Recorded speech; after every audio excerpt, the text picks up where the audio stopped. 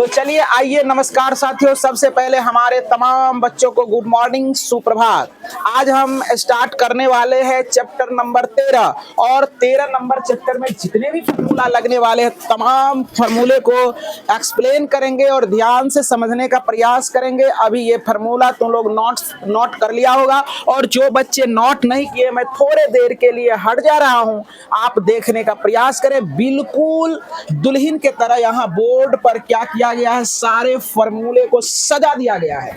उम्मीद करते हैं कि इस फॉर्मूले को आप क्या करेंगे, अपने मोबाइल में क्या करेंगे, स्टेटस में लगाएंगे, अपने ग्रुप में शेयर करने का प्रयास करेंगे और लगातार बच्चों को जब ये शेयर करेंगे तो सारे बच्चे आपके जितने भी हैं, दोस्त यार जितने भी है ना, भाई बहन, उसमें शेयर करेंगे ताकि उस बच्चों को भी क्या हो जाए, ये फॉर्मूला याद हो जाए और एक्सरसाइज बनाने में कोई प्रकार की समस्या नहीं आवे। तो इसीलिए आप इसको क्या करेंगे, बिल्कुल अच्छे तरह से याद कर लेंगे और याद करने के बाद यहाँ 9th क्लास में आपको मदद करेगा ही करेगा, लेकिन ये 10वीं कक्षा में इससे भी ज्यादा मदद करने वाली है, क्योंकि बोर्ड की परीक्षा हम लोगों की 10वीं में होती है। तो इसीलिए आप क्या करेंगे, इस चीजों को अगर अभी पढ़ लेते हैं तो आगे बहुत ही काम आने वाला है। तो आप मोबाइल का अच्छे इस्तेमाल करें। यदि मोबाइल में इसको स्टेटस में लगाते हो तो बार बार ये दिखेगा, है ना, और बार बार देखने से कोई चीज क्या हो जाता है, याद हो जाता है। तो उम्मीद करते हैं कि समझ में आया होगा और सारे बच्चे लिख लिए होंगे। लिख लिया बच्चे टोटल? चलिए आइए हम शुरुआत करते हैं घन से। क्या रे? घन। ये क्या है बच्चे? घन। तो सबसे पहली बात है, घन जब ये आए दिमाग में तो घन तुम्हें देगा धन, है ना।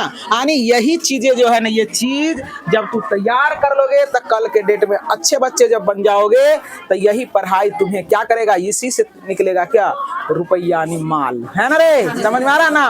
तो यही अगर रह जाएगा मूर्ख, है ना, तब तो क्या दिक्कत हो जाएगा ना। इसलिए ये तुम्हारे जिंदगी को तुम्हारे जिंदगी में निखार जो लाने वाला है, ये लाने वाला बात समझ में आ रहा ना। और जितने भी अगर आप पढ़ाते भी हो तो आप भी शॉर्ट स्क्रीन लेके रख ले, है ना, क्योंकि आपको भी काम आएगा, है ना।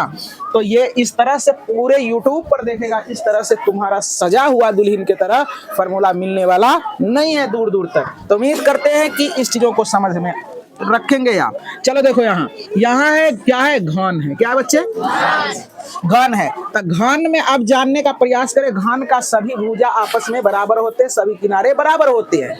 तो चलो देखो, घन में अगर पूछेगा सतह की संख्या तो होता है कितने? 6। देखो एगो इधर आई, एगो उधर होगा, एगो इधर, एगो इधर, एगो ऊपर, एगो नीचा। तो कुल मिला के सतहों की संख्या 6। याद हो गया क्या?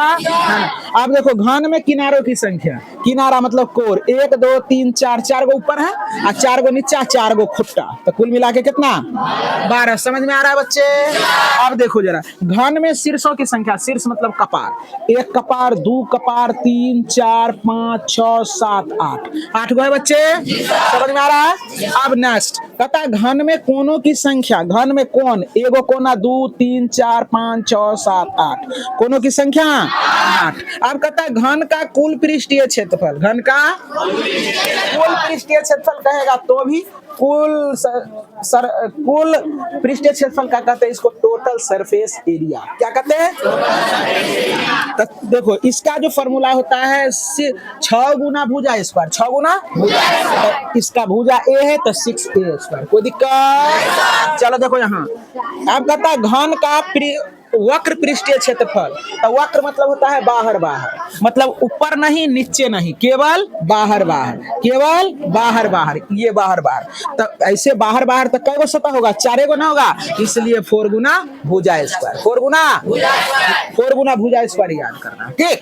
अब देखो घन का है विकर्ण। घन का विकर्ण जो होता है √3a या √3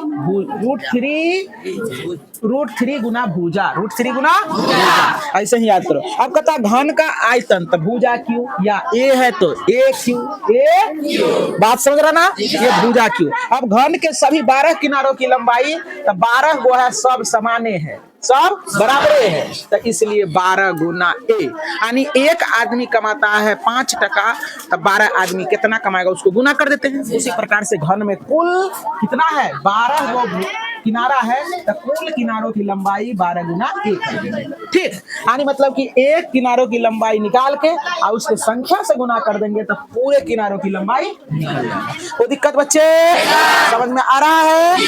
कोई दिक्कत परेशानी? चलो देखो अब आते हैं इसमें। देखो अब कहता है घन का सतह का घनाभ का सतह, घनाभ का सतह कैसा होता है? आयताकार। आयत किसे कहते हैं? आयत का क्या होता है कि सम्मुख भुजा बराबर होता है ना बच्चे, और समानांतर होता है, और प्रत्येक